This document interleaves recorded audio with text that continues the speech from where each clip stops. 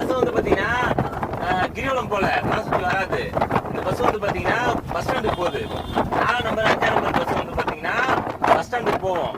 திரும்பி பஸ் ஸ்டாண்ட்ல இருந்து பக்தர்களை கூட்டுன்னு அண்ணாமலை கோயில இருந்து விட்டுருவாங்க. அங்க விட்டாங்களா, இங்க இருந்து நீங்க வந்து பாத்தீங்கன்னா 1, 2, 3 அந்த பஸ் இருக்கு.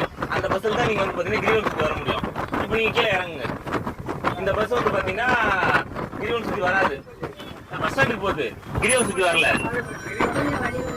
அதான் 1 நம்பர் 2 நம்பர் 3 நம்பர் பஸ் தான் போகுமா.